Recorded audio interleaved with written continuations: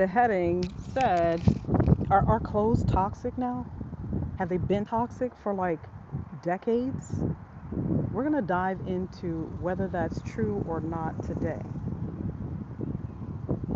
For all you joining me live today, my name is Charlotte James, and I am your holistic health coach certified to help you on your healthcare journey so that we can be aware of everything that we need to be aware of, in our society, in our world, so that we can live a healthier, non-toxic life. And you can do it. I'm telling you, you can do it. So today I want to share with you, yeah, I mean, are our clothes toxic? Have they been toxic for decades? And I'm particularly talking about certain blends of clothes. So in 2008, there was a study that was done on dogs. And yes, it's on dogs, but it's just a correlation because they're mammals, we're mammals, and it made a very distinct discovery in what they found out. So they put on nylon mixed with polyester, probably had some rayon, these synthetic fibers on a pants on a dog. And they put the same type of different type of pants, different quality of material made of wool and I think it was wool and 100% cotton. And so the results were astounding. They found that the dogs that wore the polyester with the rayon synthetic blend came up to be infertile. They could not get pregnant, even with infertility help.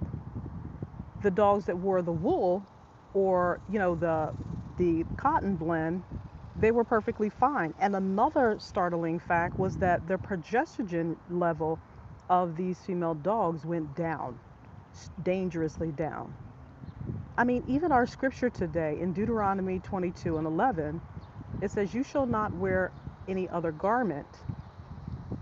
You shall not wear other garments, particularly wool and linen mixed together." So separately, wool and linen are fine, but mixed together, the scripture even tells us that we need to be careful of the clothing that we're wearing. Is our clothing toxic? Yes. I discovered this years ago when I was, okay, we have a bird with us today. Anyway, blackbird jumped on behind me or next to me. Yeah, we have toxic chemicals in our clothing. I always make it a rule, whatever I buy from the store, clothing, you always have to wash it first. Wash it once, even twice. Because if it smells like, oh my gosh, it's that new package smell, or oh my goodness, it's that, it just smells so great. No, no, no. That's chemicals. Because in addition to the synthetic fibers, whether it's polyester, rayon, all of the synthetic fibers that they're using to create clothing, they've also sprayed those garments with chemicals. And herein lies the problem because our bodies, again, do not know how to break down these chemicals. And the long-term effects of what it does to our bodies is significant. In that same study, the progesterone level, when your progesterone, there's estrogen, progesterone, yeah. So progesterone levels, when they dip down far, too far, dangerously far, I mean, it was like a good, like, I think it was greater than 50, 60% that it dropped when they did this study on the dogs. Now, yes, it was a study done on dogs, but I already know that synthetic materials are not beneficial for your body. Think about it. You're a woman, you like to work out. I like to work out. You put on your leggings, you put on your top made of these synthetic fibers because you want nylon, you want rayon, you want it spandex, all these things that stretch and do these things. And so with that, you putting it on, you're now exercising, now you're creating sweat. Your sweat generally doesn't have anywhere to go because it can't get past the synthetic fibers. And that's a huge red flag. And I get it because I've worn them too. I've worn the, synthetic fibers, the rayon, the polyester, the spandex, all these types of materials before. And then when I found out, so you just have to be careful. And I get it. Times are tough. People are on a budget. They don't have the ability to invest in wool. Wool is one of the most breathable natural fibers there is. Even 100% organic cotton, because some of the cotton that is not organic is again sprayed with tons of chemicals. And also linens are good. So even our scripture talked about the wool and the linen. It talked about mixing them together.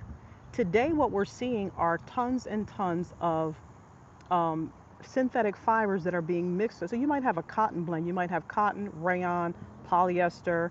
And yes, oh my goodness, it feels good. You know, it stretches, it gives. That's great. But what is it doing to your body? So some hints I want to give to you today to be aware of the types of materials your garments are made of. And it's not just for, your workout gear. Although that's important because when you're working out, you're sweating and your sweat glands are open. And so these synthetic fibers, first of all, they don't breathe. That's the one thing. The next thing is that the sweat is going into the material. Now your sweat glands are more able to absorb a lot of the synthetic fibers into your system, particularly the leggings, because they cover all of our, reproductive organs. For women, it covers all of your reproductive organs. It covers your even under your armpit, because you're wearing the top. All of these reproductive organs are now under attack because A, you're building up sweat. B, it's not breathing, and the fibers themselves and the chemicals in them are now coming into our system. So let me give you some really clear alternatives. And listen, if you have any questions, feel free to drop them in the comments, um, and tell me where you're joining from. Yeah, these synthetic fibers, we need to just minimize us. And so here's some tips for you. If you have to wear them, make sure that you wash them before, wash them after, so that you're ready for the next time that you wear them. But also make sure that you're actually do some dry brushing. I don't know if you're familiar with it. I do it pretty much every day. It really helps your lymphatic system because you want to make sure this is after you're showering, your bath, or whatever, to make sure that your lymphatic system is still flowing freely. But also make sure that yes, you're actually bathing, immediately after or as soon as possible after, because you don't want that when you take off, like wet workout gear that's made of synthetic fibers. You can tell it's the sweat is on the inside. It's actually, or it's still on your skin because it can't be released because it doesn't breathe, and that's the whole point of switching to garments that are not synthetic fibers. So that's one thing. If you can't afford to get, like your wool, under your wool garments or your linen or cotton, organic cotton, those are the three main ones that I would suggest, particularly wool. And I know you say, oh well, it's hot. It's too hot for wool because wool is hot. Well, there's certain, and I learned this from Dr. Barbara Corcoran. She's an amazing health and holistic doctor. And one of the things that I learned was, the wool for like lighter wool garments, especially undergarments, they actually take it from the nape of the neck of the sheep. And so it's not as thick as the wool that surrounds like the body of the sheep.